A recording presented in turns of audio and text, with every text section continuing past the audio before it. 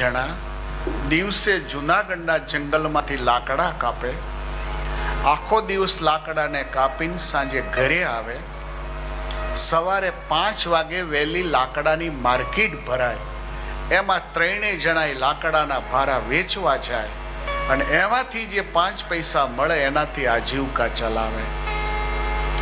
હું ભગવાન રઘુનાથજીના પ્રાગટ્ય લીલા જે છે એનું લેસન બતાવું છું કે આશીર્વાદ છે આરાધનાની સાઈડ કાપી નાખશે, પુરુષાર્થ છે એ તમને ન્યાલ કરી નહીં શકે, આશીર્વાદ છે એ ન્યાલ કરી શકે છે. એટલે આ ત્રણેય જણા આ રીતે લાકડા કાપવા જાય છે. એમાં એક દિવસ સવારે લાકડાના ભારા કાપી ઘરે આવી, સવારે વહેલા 4 વાગે માર્કેટમાં જવા નીકળ્યા. બરોબર ઠંડીની સિઝન હતી, પોષ મહિનો બરાબર ચાલે ને કાતિલ ઠંડી પણ એમ, અને એમાંય વરસાદના થોડા છાંટા પડેલા. આ કાતિલ ઠંડીમાં ગુણાતીતાન સ્વામી સંતોની સાથે સ્નાન કરવા માટે દામોદર કુંડે ગયેલા અને ત્યાંથી સ્નાન કરીને મંદિરે આવતા હશે. એમાં ઓલી એટલી બધી ઠંડી લાગી ગઈ સ્વામીને કે સ્વામી રોડ ઉપર બેભાન થઈને ઢળી પડ્યા છે. સાથેના સંતો મેળા ગભરાવા કે હવે શું થાય, સ્વામીને હવે કરવું શું એમ. આ બરોબર ગભરાય છે સંતો. એ સમયમાં પેલા ત્રણેય જણાને નીકળવું છે, માથે લાકડાના વારા છે. એમાં બાઉદ્દીનની માનું ધ્યાન ગયું કે આ રોડ ઉપર ફકીર કેમ પડ્યા છે. બીજા ફકીરો બધા અફસોસ કરી રહ્યા છે, બન્યું શું, એક્સિડન્ટ થયું કોઈ. એટલે બાઉદ્દીનને કહે છે કે બેટા તપાસ તો કર, આ ફકીર કેમ રોડ ઉપર પડ્યા છે, કોઈ હિન્દુ ફકીર છે.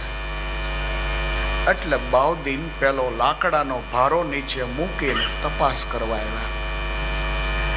બાકીના સંતો પાસેથી જાણ્યું કે ઠંડી બહુ લાગી ગઈ છે, એટલે સ્વામી બેભાન થઈ ગયા છે.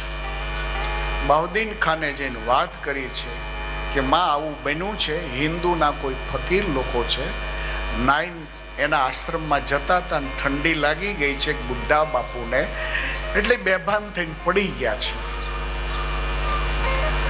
તો બાઉદ્દીન ખાનની માં એમ કહે છે કે એને ઠંડી લાગી ગઈ ને એટલે આવું જ થયું. તે તો હા, તો બેટા એક કામ કર દે, એને તપાવવામાં જો આવે ને તો ઠંડી ઉડી જાય ને ભાનમાં આવે, તો આ લાકડાના ત્રણેય ભારા છે ને તું એને આપી દે. બાઉદ્દીન ખાન કહે છે પણ માં, આ લાકડાના ભારા ઉપર તો આપણો રોટલો છે બપોરનો, આ લાકડાના ભારા વેચાશે તો લોટ લઈ અને 12 વાગે ખાધા ભેગા થશે. બાઉદ્દીન ખાનની માં એમ કહે છે કે બેટા અલ્લાહને જો આપવું હતું, અલ્લાહને જો આપવું હતું તો સુખીને ઘેરે જન્મ ના આપ્યો હોત. અલ્લાહને જો આપવું હતું તો તારા બાપને વહેલો શા માટે બોલાવી લે. તારા પિતા ગયા પછી તો ઘણીક દિવસ 2 દાડા સુધી ભૂખ્યા રહ્યા જ છે ને, તો પછી એક ઓલિયા માટે એક દિવસ ભૂખ્યા રહેશો, પણ ત્રણેય ભારા આપી દે. એટલે બાઉદ્દીન ખાને ત્રણેય ભારા લઈને પેલા સંતોને આપ્યા અને કહે છે કે આને સળગાવો અને તાપશો ને એટલે ઠંડી ઉડી જશે. હવે ત્રણેય ભારાને સળગાવ્યા એટલે ગરમી ખૂબ લાગી, એટલે સ્વામી ભાનમાં આવ્યા. ભાનમાં આવ્યા એટલે પેલા સંતોને પૂછ્યું આટલા બધા લાકડા કોના લાવ્યા. કહે છે કે બાઉદ્દીન ખાન નામે મુસલમાન યુવાન હતો, એ બિચારો ભારો લઈને જતો હતો, એને આપ્યા. ઓહો, સ્વામીએ અનુમાન લગાવ્યું કે જે ભારા વેચી વા જતો હોય એ ગરીબ જ હોય. જે માણસ લાકડાનો ભારો વેચવા જતો હોય એ માણસ ગરીબ જ હોય. તો પછી એને લાકડાના ભારા મને તપાવવા માટે આપી દીધા, સળગાવી દીધા. આજી ફેમિલી ભૂખ્યું રહે ને. મહાન પુરુષોના હૃદય બહુ મોટા હોય છે, મહાન પુરુષોની દ્રષ્ટિ બહુ વિશાળ હોય છે. અને એમાં હિન્દુ સંસ્કૃતિના સાધુ એનું હૃદય તો સાગર જેવું વિશાળ હોય છે. એ તો ઓલિયા પુરુષો હોય છે. સ્વામીને એમ લાગ્યું કે ભારો વેચનારો માણસ ગરીબ જ હોય. આજ એના લાકડાના ભારા સળગી ગયા, આજ ભૂખ્યા રહેશે. સ્વામીએ આશીર્વાદ આપ્યા, જ્યાં ભગવાન તમને સુખી કરે. સંતો તો મંદિરમાં જતા રહ્યા. આ વાતને 3 દિવસ ગયેલા. ત્રીજે દિવસે આ ત્રણેય જણા ભારા લઈ અને માર્કેટમાં જતા હશે. નવાબને એવો વિચાર આવેલો કે રાત્રિના સમયમાં મારા પહેરગીરો શું કરે છે. જૂનાગઢની નગર ચર્ચા કરવા માટે રાત્રિના 2 વાગે નવાબ કાળા ઘોડા ઉપર કાળો ગાઉન પહેરેલો છે, માથે આખો કાળો સાફો બાંધેલો છે અને આ રીતે પોતે જૂનાગઢની ચર્ચામાં નીકળે છે રાઉન્ડમાં. બરાબર 5:30 થયા છે. નવાબને નીકળવું, સામેથી આ ત્રણેયને લાકડાના ભારા લઈને માર્કેટમાં જવા નીકળવું. એટલે લઈને નવાબે મારી બેટરી મારી એટલે 2 લેડીઝ અને એક યુવાન 3 જણા દ્રષ્ટિએ ચડ્યા. એટલે નવાબે ઘોડો નજીક લીધો. નજીક લઈ અને પૂછ્યું કે ક્યાં જાઓ છો? લાકડાની માર્કેટમાં. શું કરવા? આ લાકડા વેચવા માટે. ક્યાંથી લાકડા લાવ્યા? કહે છે કે જંગલમાંથી લાવ્યા. પૂછતા પૂછતા બેટરી આગી પાછી નવાબ કરે છે. એમાં બાઉદ્દીન ખાનની બેન 20 વર્ષ આસપાસની ઉંમરની, એની ઉપર બેટરી નવાબે મારી. આશીર્વાદ કેવું કામ કરે છે. મને તમને શું ગુત્તા આવડવાનું છે? આશીર્વાદ જે વસ્તુ કરી શકે છે કોઈ નહીં કરી શકે. દશરથજીને ઘરે તમે જુઓ 4 પારણા બંધાણા એક હારે. નહીં તો વાળ ધોળા થવાની તૈયારી હતી, રિટાયર્ડ થવાની તૈયારી હતી. મહારાજાને રિટાયર્ડ થવાની તૈયારી હતી. કોઈ આશા નહીં કે હવે બાળકનો ઘરે બોન થાય. પણ વશિષ્ઠજીના આશીર્વાદે કેવું કામ કર્યું છે. એટલે આ સંસ્કૃતિની ડિક્શનરીમાં આશીર્વાદ શબ્દે બહુ મોટી જગ્યા રોકી છે. બાઉદ્દીન ખાનની બેન ઉપર બેટરી જતા નવાબના વિચારો ચેન્જ થયા. નવાબ વિચાર કરે છે, કહો પેલાને પૂછે આ દીકરી કોણ છે? તો મારી બેન છે. ઓ, તારું એડ્રેસ લખાવજો. આ ત્રણેયને લાગ્યું કે આ ઘોડેસવાર છે, કોઈ રાજનો જ અધિકારી હોવો જોઈએ. અને આપણે આ લાકડા કાપ્યા છે, જૂનાગઢના જંગલના લાકડા કાપવાનો પ્રતિબંધ છે, એટલે આપણું એડ્રેસ લખાવે છે, માગે છે, સવારે આપણને લઈને પૂરી જ દેવાના છે. એટલે બાઉદ્દીન ખાન ગભરાય છે. અમે લાકડા જંગલમાંથી નથી કાપ્યા, અમે તો બહારથી કાપ્યા છે. કઈ નહીં, તારું ખાલી એડ્રેસ તો લખાય. એડ્રેસ લખાવી નવાબ ગયા છે મહેલે. અને એડ્રેસ ઉપર પોતાના માણસને કીધું કે તમે જાઓ, આ ત્રણેયને અહીંયા બોલાવો. પેલો માણસ ગયો, બાઉદ્દીન ખાનને કહે છે કે નવાબ બોલાવે છે. નવાબનું નામ સાંભળતા બાઉદ્દીન ખાનને તો રૂવાડે એમ થઈ ગયું, મરી ગયા જ હવે. બાઉદ્દીન ગયા છે. નવાબ કહે છે કે બાઉદ્દીન, હા સાહેબ, કાલ લાકડાના ભારા લઈને તમે જતા હતા, ત્યાં તો કહે છે પણ સાહેબ અમે જૂનાગઢના જંગલના લાકડા નથી કાપ્યા, અમે તો બહાર ખેતરાને કિનારે જે ઝાડ હોય છે એના અમે કાપ્યા છે. અમે કોઈ દિવસ જંગલમાં જાતા જ નથી, અમે સાહેબ ગરીબ માણસો છીએ. નવાબ કહે છે કે બાઉદ્દીન, હું તમને એ કહેવા માટે માંગુ છું કે તમારી જે બેન છે એનો હાથ નવાબ માગે છે. તમારી બેનનો હાથ નવાબ માગે છે, એ માટે તમને બોલાવ્યા છે. બાઉદ્દીન ખાનને તો ઘડીક ભર બ્રેનની સાથેનો કોન્ટેક્ટ જ છૂટી ગયો કે જૂનાગઢનો નવાબ એક ભિખારી ઘરની દીકરીનો હાથ માગે. હું સભાન છું કે બેભાન છું? સાહેબ, આપ કહો છો મને નહીં સમજાતું. બાઉદીન, હું જુનાગઢનો નવાબ તમારી બેનનો હાથ માંગુ છું.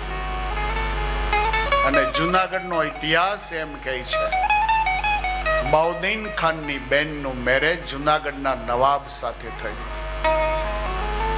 હવે જ્યારે બાઉદીન ખાન સાળા બન્યા તો બાઉદીન ખાનને દિવાન પદું આપવામાં આવ્યું. રાજ્ય તરફથી એક મહેલ આપવામાં આવ્યો, 4 ઘોડાની એક બગી આપવામાં આવી. સારી એ સંપત્તિ જુનાગઢ નવાબ તરફથી બાઉદીન ખાનને મળી. ત્યારે બાઉદીન ખાનને લાઈટ થઈ કે 3 જ દિવસની અંદર આશીર્વાદે મારા જીવનમાં આજ મને જુનાગઢના નવાબનો દિવાન બનાવી દીધો છે. એમ કહેવાય છે કે ત્યારથી જુનાગઢના બાઉદીન ખાન દિવાન સ્વામિનારાયણના આશ્રિત થયા હતા. કાયમ ભગવાન સ્વામિનારાયણની એ પૂજા કરતા. પૂજા કર્યા પછીથી લાકડા કાપવાનો કુવાડો, એને બાંધવા માટેનું દોરડું, એની પૂજા કરીને કાયમ પગે લાગતા. એક દિવસ નવાબને કઈ કામ હશે એટલે નવાબ આવી ચડ્યા. ઘરમાં પૂછવામાં આવ્યું કે દિવાનજી ક્યાં છે? તો કે એની સેવા પૂજામાં બેઠા છે. એટલે નવાબ સેવાના રૂમમાં પાછળથી આવીને જોવે તો બાઉદીન ખાન પૂજા પૂરી કર્યા પછીથી ઓલા લાકડા કાપવાના કુવાડાને દોરડાને ચાંદલા કરીને પગે લાગી રહ્યા છે. ત્યારે નવાબને એમ લાગ્યું કે આ દોરડાને કુવાડાને કેમ પગે લાગે છે? પૂજા પૂરી થતા નવાબે સવાલ કર્યો છે, દિવાન, આ કુવાડાને દોરડાને ચાંદલા કરીને કેમ પગે લાગો છો? બાઉદીન ખાનજી કહે છે, નામદાર, અત્યારે જે હું દિવાન પદું ભોગવી રહ્યો છું, અત્યારે હું નવાબનો જે સંબંધી થયો છું, અત્યારે હું જુનાગઢના એક રાજમહેલ જેવા મહેલમાં રહું છું.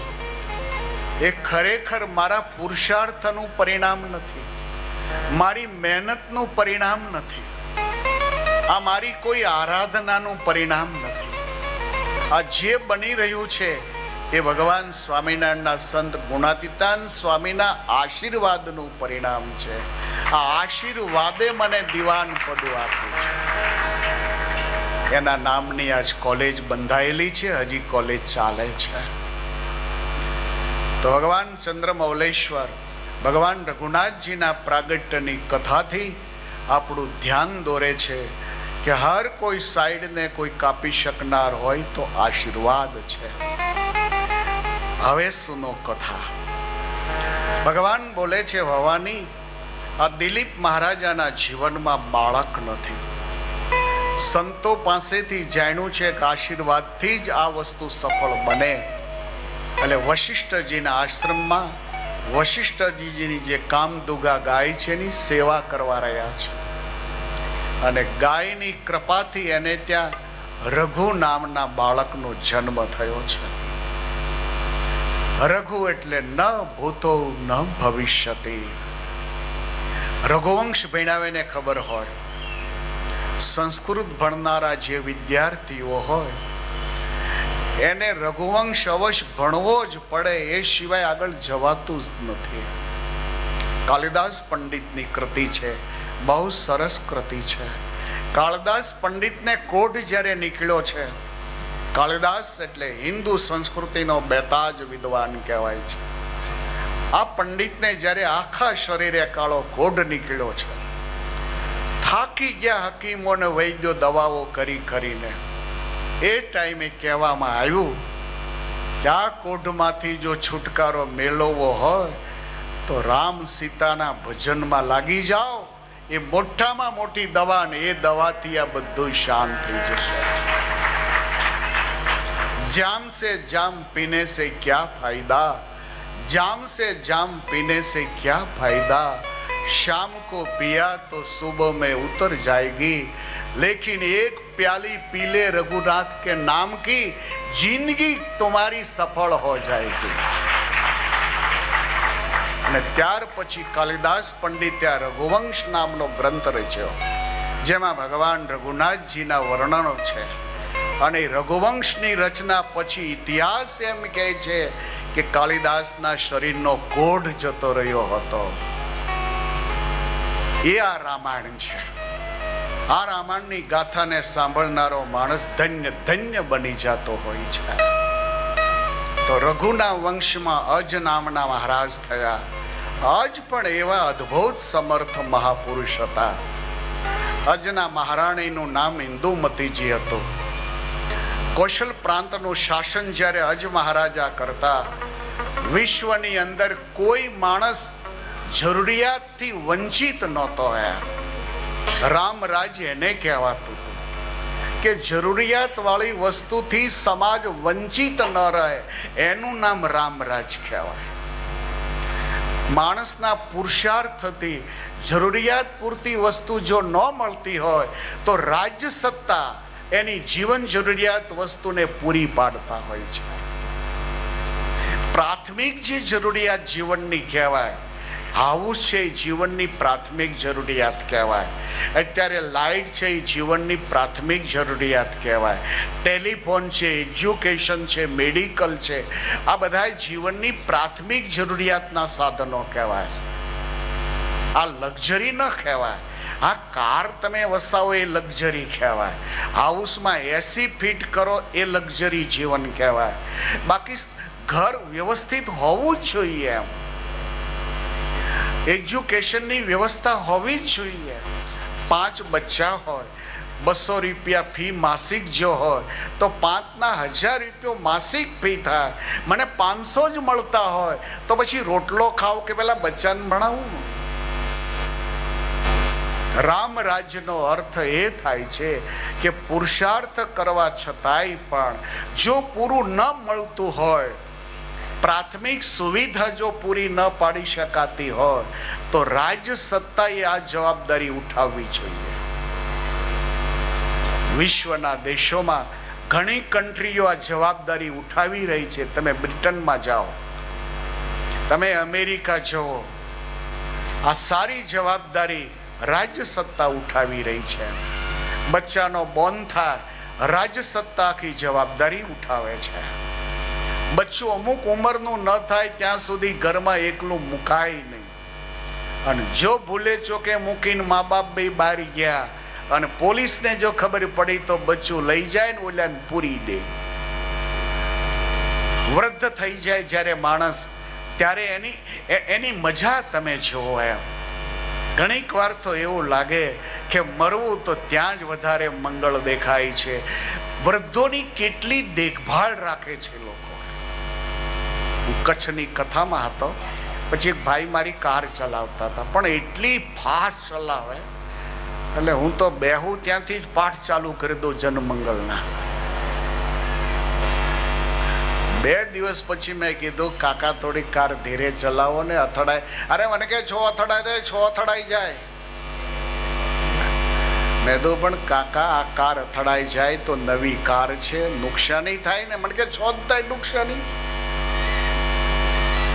અહીંયા ભુજમાં બેઠો છું, મને 400 પાઉન્ડનો ડ્રાફ્ટ ઘરે બેઠા મળે દર મહિને. 400 પાઉન્ડ એટલે 28,000 રૂપિયો મળે. ભલે કાર અથડાઈ જાય કે નવી આવે ને. કે પ્રાથમિક સુવિધા જો મળી રહે એને રામરાજ કહેવામાં આવે છે. રામરાજનો અર્થ એ રામાયણે કર્યો છે કે હર કોઈ વ્યક્તિને જીવન જરૂરિયાતની જે પ્રાથમિક સુવિધાઓ છે એ સંપૂર્ણ રીતે પૂરી પાડવી એ રાજ સત્તાની ભલામણ છે.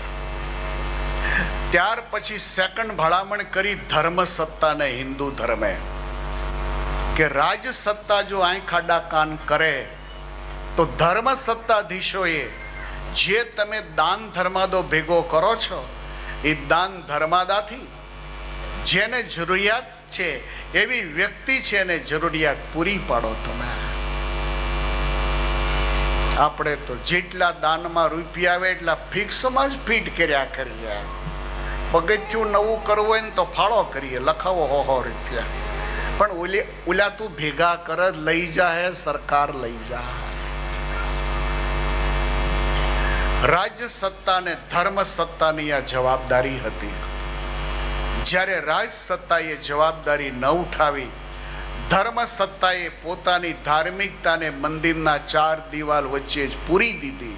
અમે એ સમજતા થયા કે ધાર્મિકતાનો અર્થ અરે 4 દિવાલની વચ્ચે બેહવું, એનું નામ ધાર્મિકતા કહેવાય. ધાર્મિકતાનો અર્થ એ અમે સમજ્યા, એક શિખર હોય એની બાજુમાં 2 લાંબા શિખર ખેંચી બાંધવા, એનું નામ ધાર્મિકતા કહેવાય છે. ધાર્મિકતાનો અર્થ અમે એ સમજ્યા કે ભગવાનનો મુગટ ચાંદીનો હોય તો સોનાનો બનાવીને પછી ભગવાનને ધરાવો, એ ધાર્મિકતા કહેવાય છે. ધાર્મિકતાનો અર્થ અમે એવો સમજ્યા કે બસ ભગવાનની સામે બેસીને મંજીરા વગાડ કરવા, એને ધાર્મિકતા કહેવાય. આ ધાર્મિકતા નથી. સૌથી પહેલો ધર્મ આપણો એ ઊભો થાય છે, સૌથી પહેલો આપણો ધર્મ એ ઊભો થાય છે કે પરિવારનું વ્યવસ્થિત પોષણ કરવું. પહેલો ધર્મ આપણો એ ઊભો થાય છે કે અસહાય વ્યક્તિઓને સહાય કરવી. આ આપણો પહેલો ધર્મ ઊભો થાય છે. આ લેંગો ભૂલી ગયા ને કોટ માથે ચડાવીને ગામમાં ફરવા નીકળ્યા. લેંગો જ પહેરવો ભૂલી ગયા, બાકી અંડરવેર છે, કોટ છે, ટાઈ છે ને એ બધું બાંધ્યું. દુનિયા પાણાવાળી ન કરે, શું કરે? પ્રાથમિક ધર્મ જે છે, પહેલું પગથિયું જે છે, એ પહેલું પગથિયું સદંતર ભૂલી ગયા છીએ. તો નિસરણી જે હોય છે, એ નિસરણીમાં ઉપર ચડવા માટેના જે પગથિયા કર્યા હોય, એ અડધો ફૂટની ઊંચાઈ ઉપર રાખ્યા હોય. હવે અડધી ફૂટની ઊંચાઈએ પગથિયા હોય એટલે એક ઉપરથી બીજેથી ત્રીજેથી ચોથે ઉપર જઈ શકાય. આજ આપણા ધર્મની પરિસ્થિતિ એ ઊભી થઈ છે કે પ્રાથમિક પહેલા પગથિયા હતા ને બધાય કાઢી નાખ્યા, ઉપલ્યા રાખ્યા. હવે માણાને કહીએ કે ઉપર ચડો, પણ પહેલા પગથિયા જ નથી, કેમ ચડવાનો? પહેલા પગથિયા હોય તો માણસ ઉપલે પગથિયે ચડી શકે. તમે મોક્ષની વાત કરો, તમે ધામની વાત કરો છો, પણ પ્રાથમિક પગથિયા તમે હાવ કાઢી નાખો છો. જે સંસ્કૃતિમાંથી પ્રાથમિક પગથિયા નીકળી ગયેલા હોય છે, એ સંસ્કૃતિનો સમાજ ઉપર નહીં જઈ શકવાનો. તો રાજ્ય સત્તામાંથી જવાબદારી ધર્મ સત્તાને આપી, પણ ધર્મ સત્તાએ જ્યારે પોતાની ધાર્મિકતા 4 દિવાલની વચ્ચે જ મર્યાદિત કરી, એટલે હવે સમાજ તરફ જવાબદારી ઊભી થાય કે હવે તમે તમારા જે સમાજ છે, કોઈ એક જ્ઞાતિનો સમાજ છે, બસ તમે જ એવી કોઈ વાડી બનાવો, તમે જ એવી કોઈ વ્યવસ્થા બનાવો કે જેમાંથી તમારી જ્ઞાતિનો જે સમાજ હોય, એમાં જે માણસો જરૂરિયાતવાળા હોય, બસ એને તમે ઊંચકો. હવે ડિસ્ટ્રીબ્યુટ કર્યું, સમાજ વ્યવસ્થા ઊભી કરી, અને આજે થોડીક સફળતા સમાજ વ્યવસ્થામાંથી આપણે જોઈ શકીએ છીએ. ભુજના ભૂકંપમાં હું 6 મહિના રોકાણો ત્યાં, ત્યારે મને આ જગતનું આખું દ્રશ્ય જોવા મળ્યું. મારું અભિમાન ગળી ગયું, આખું અભિમાન ગળી છે. હું એમ માનતો હતો ભણેલા ગણેલા માણસો હોય, સજ્જન હોય છે, એક એવું અભિમાન હતું મને. પણ ત્યાં 5-6 મહિના રહ્યો ને, મને એમ લાગ્યું કે આ તો બધું બોદું છે, હાવ બોદું છે. એજ્યુકેટેડ લોકો જેટલું ખોટું કરે છે, એટલું બીજા ગામડાના રહેનારા લોકો ખોટું નથી કરતા. આ લોકો તો ઊભે ગળે આખું ગળી જાય છે. કેટલું ખોટું. વ્યવસ્થિત રીતે જો ભુજમાં કામ થયું હોત તો આ દરેક વ્યક્તિઓને સારા મકાનો બાંધી શકાણા હોત. પણ બિલકુલ ગરણા જ ઝાઝા, એટલા બધા ગરણા. હવે એમાંથી ગળાતા ઓલા બિચારાની પાસે તો ટીપું જાય કે ન જાય, બેઠા બિચારા મોઢા લાંબા કરી કે આ ઉજળા જબ્બા વાળા કઈક બેઠા કરશે. પ્રાગટ્ય લીલાનો મિનિંગ બતાવ્યો કે આશીર્વાદ છે એ માણસના જીવનમાં ઘણું મોટું કાર્ય કરી શકે છે. તો અજ મહારાજાને ઇન્દુમતી એને ત્યાં દશરથજીનો જન્મ થયો છે. હવે દશરથ મહારાજ યુવરાજ સ્થિતિમાં જ્યારે પધાર્યા છે ત્યારે દશરથ મહારાજાનું પહેલું લગ્ન કૌશલ્યાજીની સાથે થયું, સેકન્ડ લગ્ન સુમિત્રાજીની સાથે થયું અને થર્ડ લગ્ન છે કૈકેયીજીની સાથે થયું છે. અજ મહારાજાના જીવનમાં લાંબા સમય સુધી પોતે ન રહી શક્યા.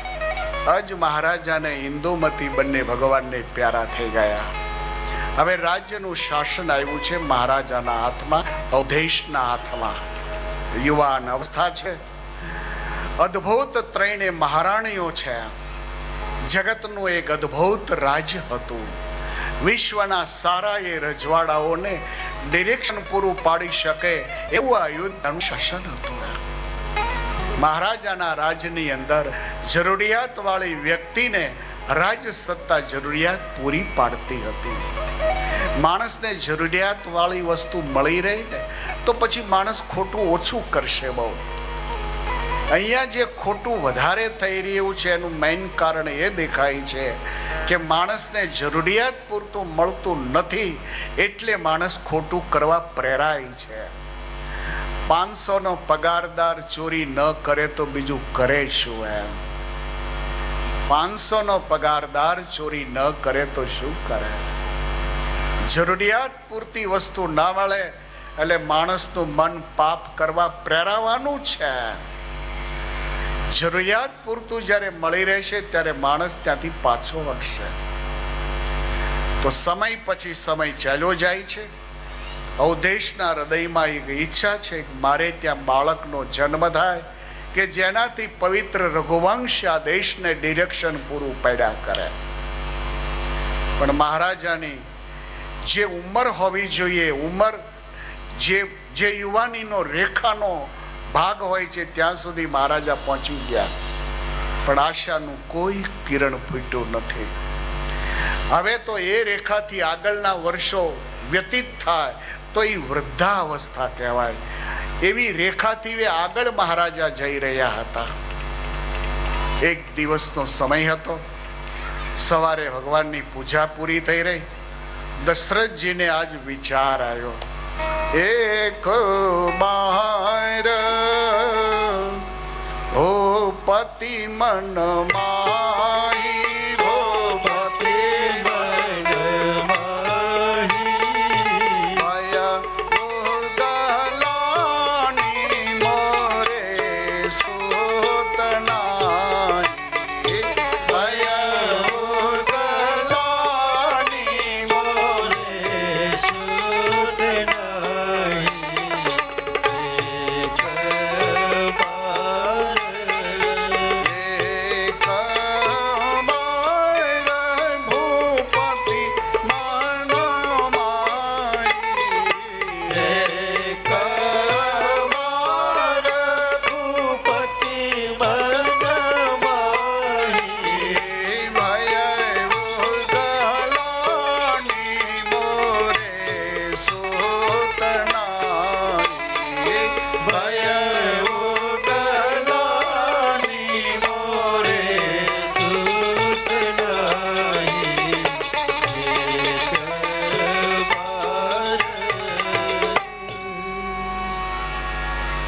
અવધેશના હૃદયમાં એક વિચાર ઉત્પન્ન થયો કે લાગે છે કે મારાથી રઘુવંશ એનો સમાપ્ત થશે. આ દેશમાં જો રઘુવંશ સમાપ્ત થશે તો ભવિષ્યના રજવાડાઓને, સમાજને કઈ રીતે ઊંચકી શકાય આ કોણ સમજાવશે? મારાથી જો રઘુવંશની સમાપ્તિ થાય તો લાગે છે આમ જનતાની સ્થિતિ કાયમને માટે ડાઉન થતી જોવા મળશે. મહારાજાના મનમાં એમ થયું કે ઘણા વર્ષો ચાલ્યા ગયા, હું રાહમાં ને રાહમાં. આજે ભગવાન સારો દિવસ આપશે, આજે ભગવાન સારો દિવસ આપશે આવી રાહમાં ને રાહમાં મારી યુવાનીનો જે સમય હોય છે એ સમય પૂરો થઈ ચૂક્યો. હવે તો હું વૃદ્ધાવસ્થા તરફ આગળ વધવા જઈ રહ્યો છું. કહું. હા, એક વાત મહારાજાને યાદ આવી કે ઘણીક વાર માં ઇન્દુમતી એવું કહેતા હતા કે આશીર્વાદ છે એ આરાધનાની સાઈડ કાપી નાખે છે. માં એવું ઘણીક વાર શીખવાડતી હતી કે પુરુષાર્થ કરવાથી પદાર્થ જ મળે છે, પુરુષાર્થ કરવાથી પૈસો કદાચ મળે છે, પણ પુરુષાર્થ કરવાથી પરમાત્માને પુત્ર બે નથી મળતા. પુત્ર અને પરમાત્મા માટે તો આશીર્વાદની જરૂર દેખાય છે. માં ઘણીક વાર એવું સમજાવતી કે પરમાત્માને મેળવવા માટે જન્મો સુધી તપનો પુરુષાર્થ કરીએ. સંભવ છે કે ઘણા જન્મને અંતે એ પુરુષાર્થથી પરમાત્મા મળે. પરંતુ માં તો એવું કહેતી હતી કે ઘણીક વાર પરિણ્યા પછી પુત્રની પ્રાપ્તિ ભગવત કૃપા સિવાય થવી શક્ય નથી લાગતી. પ્રાગટ્ય લીલા એવું ધ્યાન દોરે છે કે પતિ થવું એ તમારા હાથમાં છે, પતિ થવું એ વ્યક્તિના હાથમાં છે, લેકિન પિતા બનવું એ તો પરમાત્માની કૃપા ઉપર આધારિત છે. પત્ની થવું એ બહેનોના હાથ પર આધારિત છે, લેકિન માં થવું એ તો ભગવાનની કૃપા ઉપર આધારિત છે. પરમાત્માની કૃપાથી જ પિતા અને મા શબ્દથી જોડાવાય છે. ભગવાનની કૃપા જો ન થાય તો એક રાણીની ચિત્રકેતુને 1 કરોડ રાણી, ભાગવતની એક કથા છે, ચિત્રકેતુને 1 કરોડ રાણી હતી. પુત્રની પ્રાપ્તિને માટે એક પછી એક મેરેજ કરતા જ ગયા મહારાજા. 1 કરોડ રાણી છતાં પણ ત્યાં પુત્રની પ્રાપ્તિ નથી એવું ભાગવતજી માને છે. તો મહારાજા દશરથજીને 3 મહારાણી હતી એ તો રામચરિત માનસ કહે છે. વાલ્મીક રામાયણ તો એમ કહે છે કે 353 રાણીઓ હતી. પુત્રની આશામાં માણસ ગમે એટલી વાર મેરેજ કરે, જ્યાં સુધી ભગવાનની કૃપા ન વરસે ત્યાં સુધી પિતાજી કહેનારો બાળક ઘરે આવતો જ નથી. આ વસ્તુ ભગવાને એના હાથમાં રાખી છે. ભગવાન ચંદ્રમૌલેશ્વર બોલે છે કે આજ મહારાજાને એક વિચાર થયો કે મારી યુવાન અવસ્થા હવે પૂરી થઈ, હવે તો વૃદ્ધાવસ્થા તરફ આગળ વધીશ અને વૃદ્ધાવસ્થામાં બાળકનો જન્મ થાય એ તો સ્વપ્નું બી ન હોઈ શકે. હા, પણ માં ઘણીક વાર એવું કહેતી હતી કે આશીર્વાદમાં એવી તાકાત છે કે ન હોય એ વસ્તુ આશીર્વાદ અપાવી શકે છે. તો પછી શા માટે વશિષ્ઠજી ગુરુના આશીર્વાદ ન લો એમ? બસ આજે હું વશિષ્ઠના આશ્રમમાં જઈ અને ગુરુજીના ચરણમાં વંદન કરીને હૃદયની વાત કરીશું. અવધેશ ગયા છે વશિષ્ઠજીના આશ્રમમાં. ગુરુ ગ્રહ ગયા હું તુરત માહી પાલા. ગુરુ ગ્રહ ગયા હું તુરત માહી પાલા. ગુરુ ગ્રહ ગયા હું તુરત માહી પાલા. ગુરુ ગ્રહ ગયા હું તુરત માહી પાલા. ચરણ લાગી કરી બિના યહ વિશાલા. ચરણ લાગી કરી બિના યહ વિશાલા. ગુરુ ગ્રહ ગયા. વિચાર થયો વશિષ્ઠજીના આશ્રમમાં જઈ આ વાત ગુરુજીને રજૂ કરું. અવધેશ આવ્યા છે વશિષ્ઠજીના આશ્રમમાં. સવારનો સમય હતો. બાપજી નિત્ય ક્રિયાથી પરવારી ચૂકેલા હતા. અવધેશે આવીને વશિષ્ઠજીની પૂજા કરી છે. પૂજા કરીને પછી વંદના કરે છે.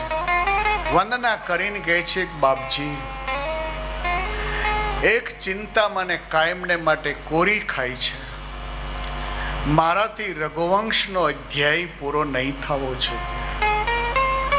બાપજી, આ દેશને રઘુવંશની જરૂર રહેશે. બાપજી, આ વૈદિક સંસ્કૃતિની ધરોહર રઘુવંશ છે. રઘુવંશના માધ્યમે જ આ સંસ્કૃતિનો વિકાસ બની રહેશે. દેશ બાળકની ઈચ્છા છે. હા બાપજી.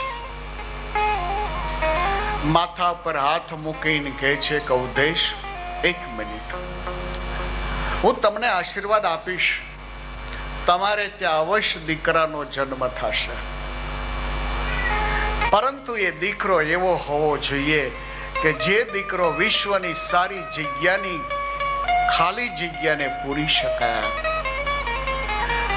એક કામ કરો તમે, હું આશીર્વાદ આપીશ ને તો તમારે ત્યાં દીકરાનો જન્મ થશે, પરંતુ હું એક રસ્તો બતાવું, એ રસ્તે તમે ચાલશો તો તમારે ત્યાં દીકરાનો જન્મ થશે, પણ એ દીકરો સ્વયં ભગવાન હશે. देश खुश थे गया. मुझे क्या करना है? सुनिए, लोमपाद महाराज का नाम तो आप जानते हो ना.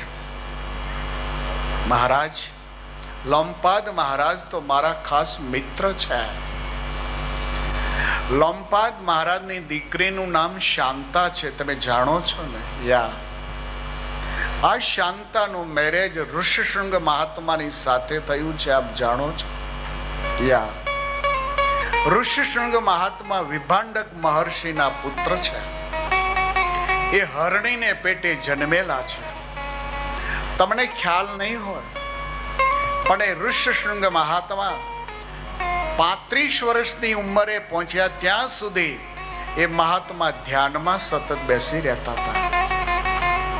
એ આંખ ખોલે ને એની સામે કોઈ લેડીઝ કે જેન્ટ્સ ઉભો હોય તો 35 વર્ષની ઉંમરના એ ઋષિશૃંગ મહાત્માને આ પુરુષ કહેવાય કે લેડીઝ કહેવાય એવો ખ્યાલ નહોતો.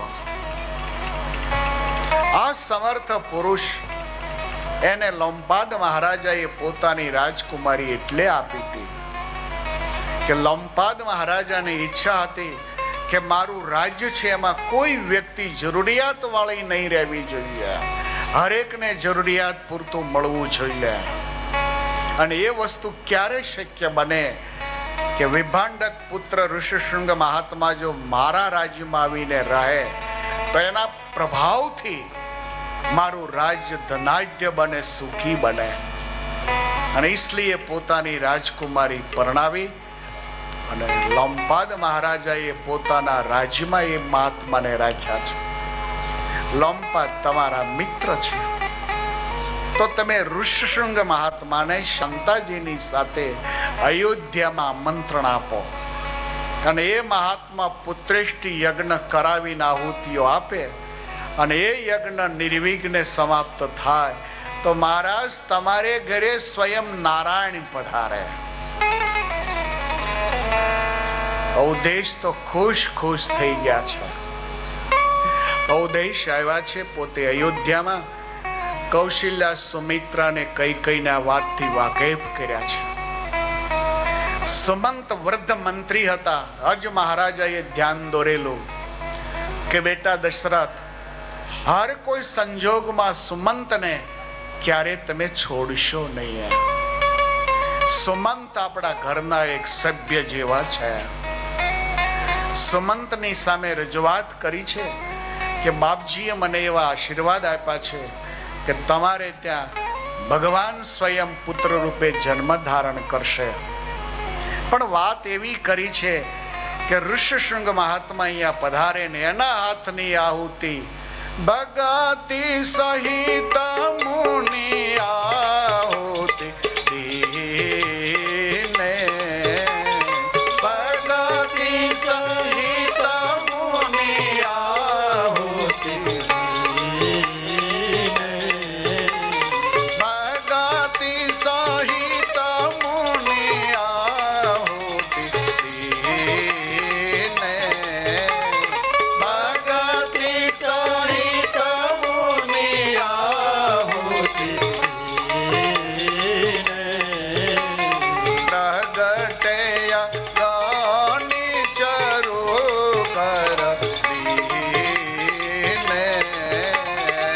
પછી એમ નો કે તું બહુ રડે છે, કાંઈ નહીં, તું રહેવા દે, હું જાઉં એમ.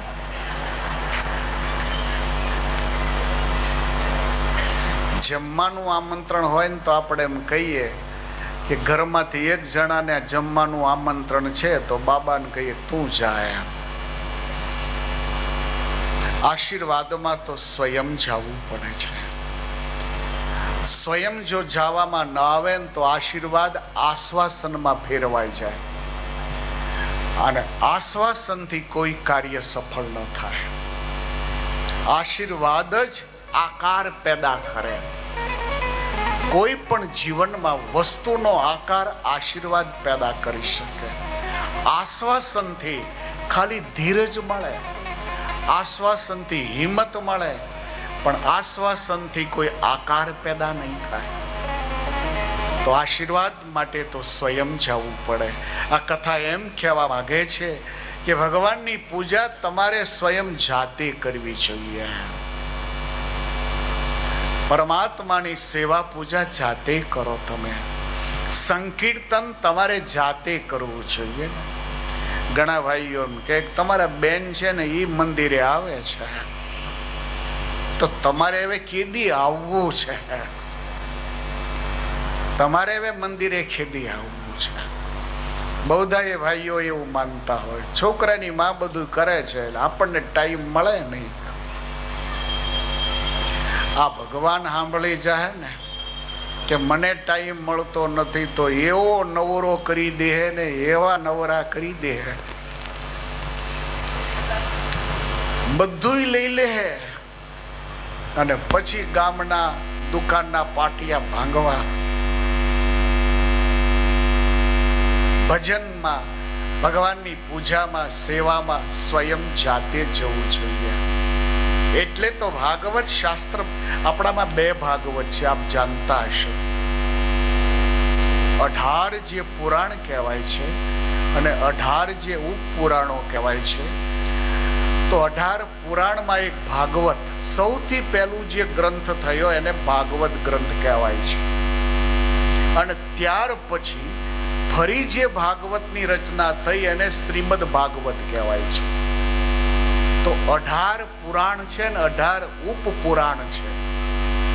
તો 18 જે પુરાણ છે એ 18 પુરાણમાં પહેલું પુરાણ જે છે એને ભાગવત નામથી સંબોધાય છે, એને ભાગવત પુરાણ કહેવાય છે. અને ત્યાર પછી ભગવાન વ્યાસે નારદજીની સૂચનાથી જે ગ્રંથની રચના કરી એને શ્રીમદ ભાગવત કહેવાય છે. તો આપણે શ્રીમદ ભાગવત જે છે એ વૈષ્ણવી ધર્મ ગ્રંથ માનીએ છીએ. તો भागवत અને श्रीमद भागवत दोनों में क्या फर्क है? જે 18 પુરાણ ને ભણ્યા હોય એને બરાબર ખ્યાલ હોય. ભાગવતમાં રાધા શબ્દ મેન છે. શ્રીમદ ભાગવતની રચના પછીથી સનાતન ધર્મની અંદર રાધા શબ્દને ફોસ આપવામાં આવ્યો છે. ભગવાન શુકદેવજી પણ રાધેના નામનો જપ કરતા હતા. ભગવાન વ્યાસજીનું એવું માનવું છે કે રાધેના જપ બિના કૃષ્ણ આધે, એટલે એને ધર્મ ગ્રંથનું નામ શ્રીમદ ભાગવત પાડ્યું છે. શ્રીમદ એટલે રાધાજી અને ભાગવત એટલે ભાગવત મહાપુરાણ છે. તો રાધેના નામથી ભગવાન કૃષ્ણની ઝાંખી થઈ શકે. હું તમને એક શ્રીમદ ભાગવતની ધૂન બોલાવું. શ્રીમદ ભાગવતની રચના થયા પછીથી રાધા શબ્દને મેન રાખી અને જે ધૂન ગાવામાં આવે છે એને શ્રીમદ ભાગવત ધૂન કહેવામાં આવે છે. પણ આ શ્રીમદ ભાગવતની જે ધૂન છે એ તો હું ત્યારે જ ગૌરાવું કે જ્યારે 2 હાથ અદ્ધર કરીને તાળી પાડો તો. આ તો ભગવાન વ્યાસજીની ધૂન છે, શ્રીમદ ભાગવતજીની ધૂન છે. શ્રીમદ ભાગવતજીની આ ધૂન તમે એકવાર ધૂન ખાલી બોલો અને શ્રીમદ ભાગવતજીની કથા 9 દાડાની સાંભળો, બંનેનું ઇક્વલ ફળ કહેવામાં આવે છે. તો શ્રીમદ ભાગવતનો અર્થ થયો રાધા કૃષ્ણ. તો રાધા કૃષ્ણની જે ધૂન છે એ બંને હાથ ઊંચા રાખીને બરાબર ભાવ સે ગાઈએ. રાધે રાધે રાધે રાધે રટો ચલે આયેંગે બિહારે. રાધે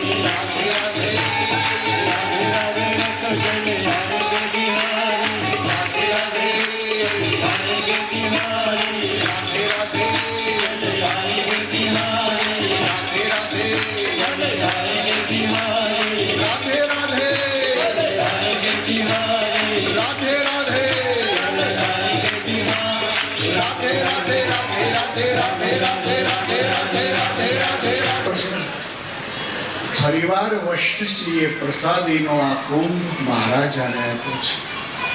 આદેશ કર્યો છે, મહારાજ એહી તો કૃપા હૈ, પ્રસાદ હૈ.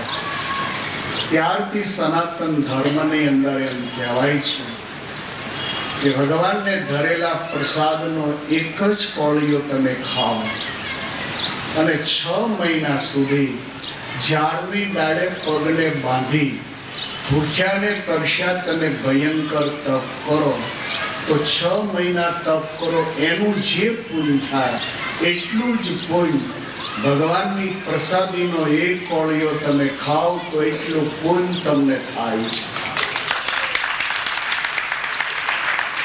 ત્યારથી હિન્દુ સંસ્કૃતિમાં પ્રસાદનો બહુ મહિમા છે. પ્રસાદનો અર્થ થાય છે આશીર્વાદ. ભગવાન ચંદ્રમૌલેશ્વર બોલે છે, ભવાની પ્રસાદને 3 રાણીઓ માટે વેચી આપવામાં આવ્યો છે અને એ પ્રસાદના પ્રભાવથી સ્વયં મર્યાદા પુરુષોત્તમ નારાયણ શ્રી રઘુનાથજી હવે કૌશલ્યાજીના ઉદરમાં પધારે છે. કૌશલ પ્રાંતની જનતાને એમ લાગ્યું કે આજ કૌશલ્યાજીને ત્યાં શ્રી નારાયણ પધારવાનો છે. કૌશલ્યા પ્રાંતનો સમાજ ભગવાન શ્રી નારાયણના પ્રાગટ્યને વાસ્તે કોઈ જપ કરે છે, કોઈ હોમ કરે છે, કોઈ સ્વાધ્યાય કરે છે, કોઈ તર્પણ કરે છે. અને સમય પછી સમય જતા હવે તો ચૈત્ર માસ શરૂ થાય છે. કૌશલ્યજીના ઉદરમાં નારાયણ પધાર્યા છે. તેનો એવો પ્રકાશ પથરાતો હતો કે હવે તો મહેલમાં દીવાની પણ જરૂર નથી. મૈયાના ઉદરમાંથી પ્રકાશની એવી કિરણો બહાર પ્રસરતી હતી જેને કારણે મહેલમાં સૂર્યોદય થયેલો હોય આટલો પ્રકાશ દેખાતો હતો. બરાબર ચૈત્ર માસ આગળ વધી રહ્યો છે અને મધુમાસ કહેવામાં આવે છે. એક પછી એક દિવસ પૂરો થતા 9મી તિથિ બરાબર પ્રાપ્ત થઈ છે. 9મી તિથિ મધુમાસ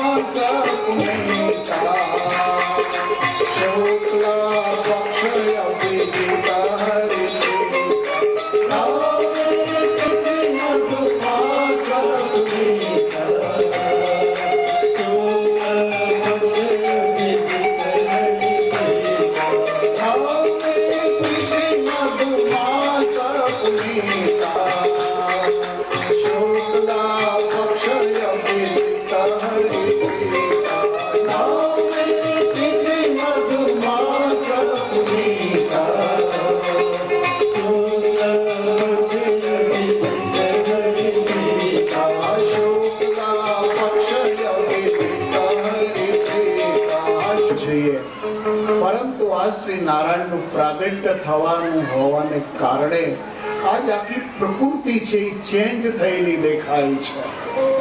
જેમ જેમ સૂર્ય આકાશમાં દર જાય છે તેમ તેમ ગરમી થવાને બદલે વાતાવરણ આખું ઠંડુ થઈ ચૂક્યું છે. મધ્ય દિવસાયતિ શીતળ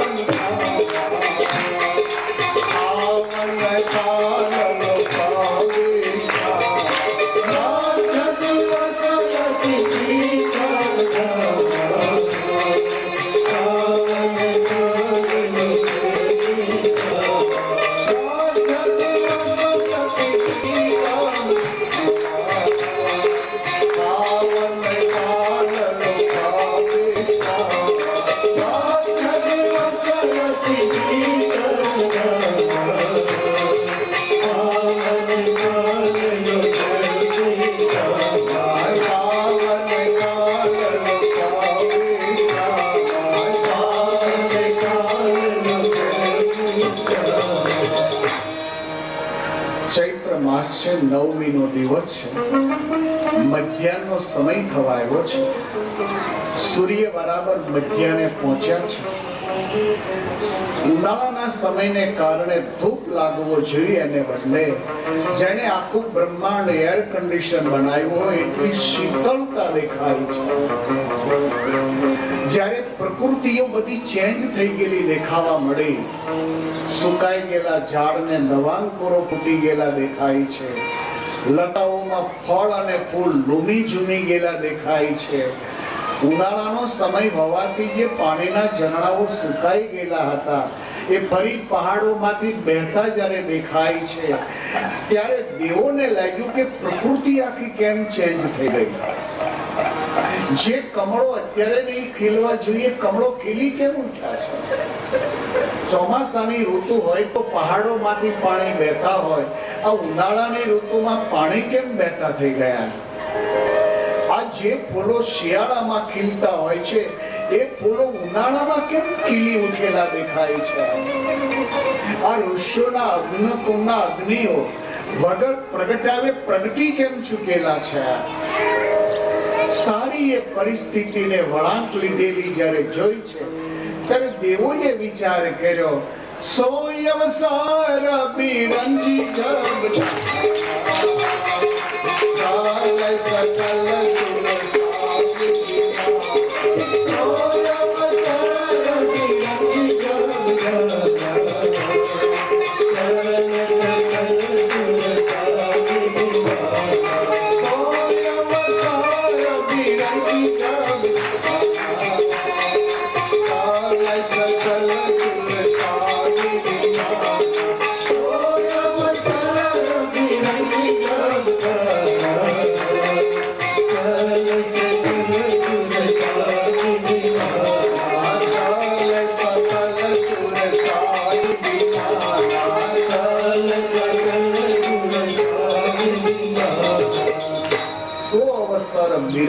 જબ જાના.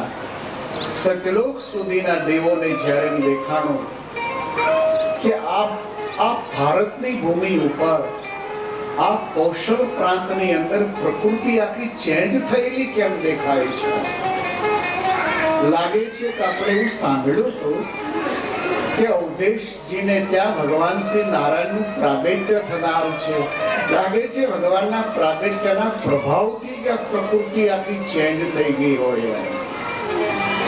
તો પરમાત્માનું પ્રાગટ્ય થશે આવા અનુસંધાનની સાથે સતલોક સુધીના દેવતાઓ વિમાનમાં બેસી કૌશલ પ્રાંતની ઉપર વિમાનોની એક ઠઠ જામી ગઈ છે. પાર્કિંગની વ્યવસ્થા